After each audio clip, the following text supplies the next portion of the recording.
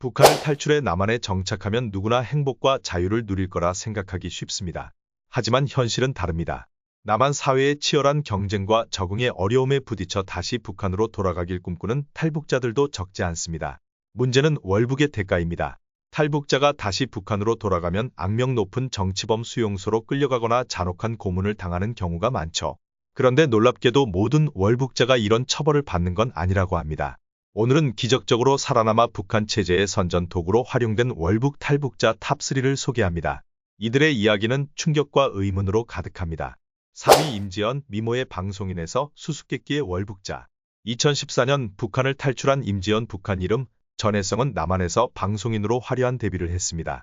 애정통일 남남북녀, 모란봉클럽 같은 프로그램에서 털털하고 솔직한 매력으로 큰 인기를 끌었죠.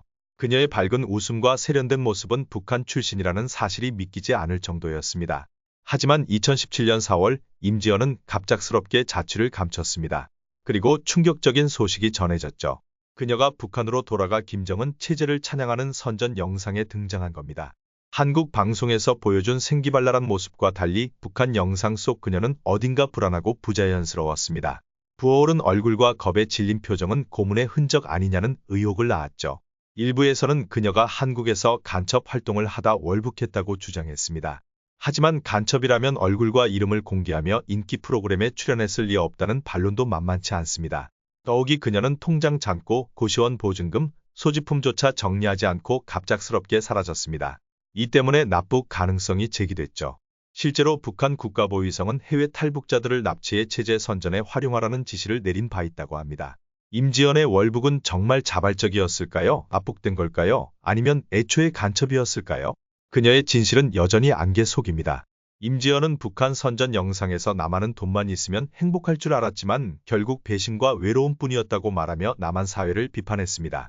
하지만 영상 속 그녀의 어색한 말투와 억지스러운 웃음은 많은 이들에게 강요된 연기처럼 보였습니다. 2위 김금혁, 강화도 3km 수영 월북의 전설.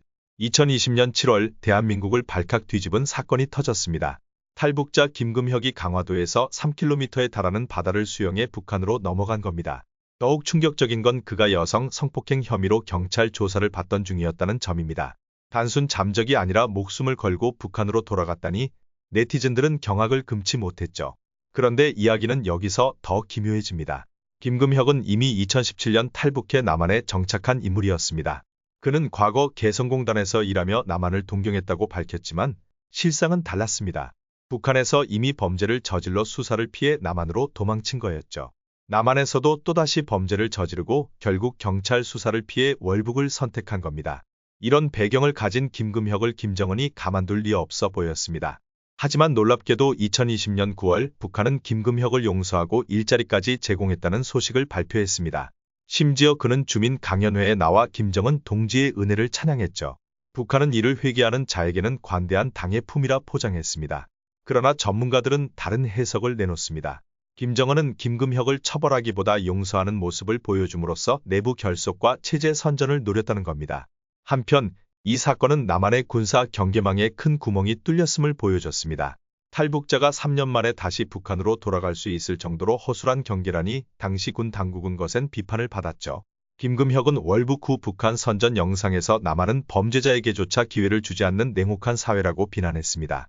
하지만 그의 월북이 정말 체제에 대한 충성심이었는지 아니면 도피처를 찾기 위한 필사적인 선택이었는지는 여전히 논란거리입니다.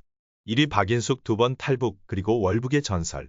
마지막 주인공은 탈북 역사상 전무후무한 기록의 소유자 박인숙입니다. 그녀는 한 번이 아니라 무려 2번이나 탈북에 성공한 레전드입니다. 박인숙의 첫 탈북은 6.25 전쟁 당시 월남한 아버지를 만나기 위해서였습니다. 북한에서 월남자 가족이라는 낙인 때문에 경제적 고난을 겪던 그녀는 남한에서 재력가로 성공한 아버지의 도움을 받고자 2000년대 초반 탈북을 시도했죠. 하지만 중국 내몽골에서 체포돼 강제 북송되고 말았습니다.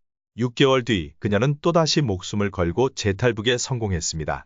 2006년 5월 마침내 꿈에 그리던 남한 땅을 밟았죠. 하지만 기다리던 아버지의 모습은 그녀의 기대를 산산조각 냈습니다. 아버지는 병상에 누워 의식도 없는 상태였고 얼마 뒤 그녀가 왔다는 사실조차 모른 채 세상을 떠났습니다.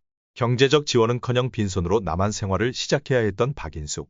그녀는 기초생활보장 수급자로 살며 지하철 청소원, 노인, 간병인 등으로 생계를 이어갔습니다. 남한에서의 삶은 북한과 다를 바 없이 고단했습니다. 그러던 2012년 그녀는 충격적인 소식을 들었습니다. 북한에 남아있던 아들 부부와 손녀가 오지 농장으로 추방됐다는 겁니다.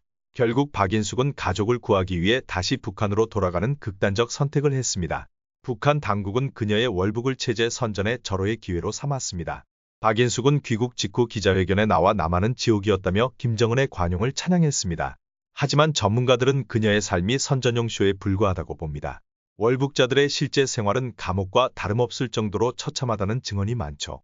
박인숙은 북한 선전 영상에서 남한은 가족도 돌보지 않는 이기적인 사회라고 비판했지만 그녀의 눈빛과 떨리는 목소리는 가족에 대한 그리움과 두려움이 뒤섞인 복잡한 감정을 드러냈습니다. 그녀가 정말 자발적으로 돌아갔는지 아니면 가족의 안전을 위해 어쩔 수 없는 선택을 했는지는 여전히 미궁입니다. 탈북자들은 북한의 억압과 굶주림을 피해 목숨을 걸고 남한으로 옵니다. 하지만 남한의 치열한 경쟁, 낯선 문화 그리고 차별과 편견은 그들을 또 다른 시험대에 올립니다. 막연한 동경만으로는 넘을 수 없는 현실의 벽 앞에서 좌절하는 이들도 많습니다. 이들의 이야기는 단순한 개인의 선택을 넘어 남북한 사회와 체제의 복잡한 단면을 보여줍니다. 여러분은 탈북자들의 월북을 어떻게 보시나요? 그들의 선택은 어리석은 걸까요? 아니면 절박한 생존 전략이었을까요? 시청해 주셔서 감사합니다.